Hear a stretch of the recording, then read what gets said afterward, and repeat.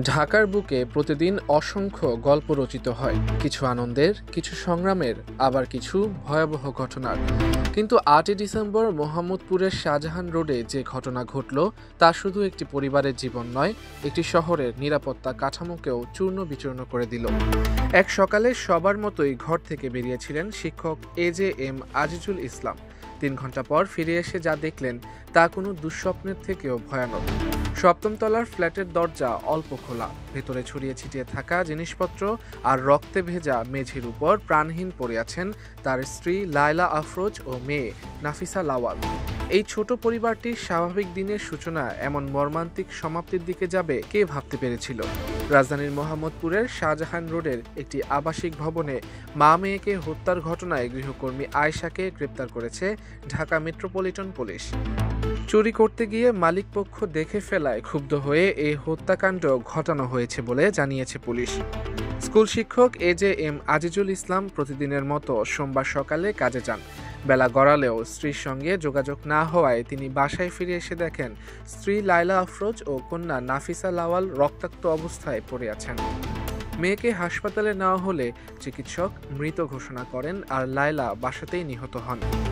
তদন্তে জানা যায় মাত্র ৪ দিন আগে খণ্ডকালীন গৃহকর্মী হিসেবে আয়েশাকে নিয়োগ দেওয়া হয়েছিল।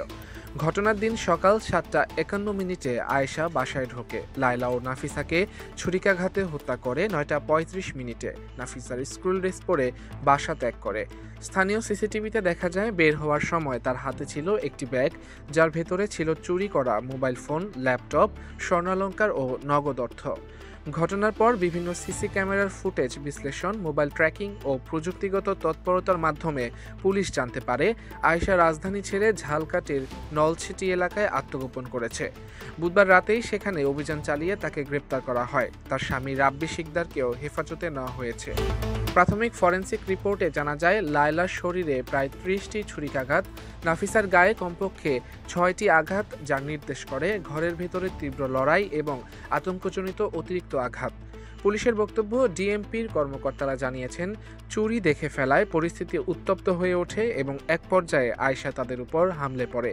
ঘটনাটি তাৎক্ষণিক প্ররোচিত সহিংসতা বলে মনে হচ্ছে, তবে পরিকল্পনার বিষয়টি তদন্তাধীন। তদন্তের বর্তমান অবস্থা ঘটনাটির মূল মোটিভ, আয়েশার স্বামীর সম্পৃক্ততা এবং পালানোর পরিকল্পনা আগে থেকে ছিল কিনা এসব জানতে আয়েশাকে রিমান্ডে জিজ্ঞাসাবাদ করা হচ্ছে। ফরেনসিক, ডিজিটাল প্রমাণ ও মোবাইল ডেটা তদন্তে গুরুত্বপূর্ণ ভূমিকা রাখবে। সমাজের প্রতিক্রিয়া এই ঘটনাকে ঘিরে পুরো এলাকায় আতঙ্ক ছড়িয়ে পড়েছে। দ্রুত নিয়োগ, গৃহকর্মীর ব্যাকগ্রাউন্ড যাচাই না করা এবং পারিবারিক নিরাপত্তা ব্যবস্থার দুর্বলতা নিয়ে নতুন করে প্রশ্ন উঠেছে।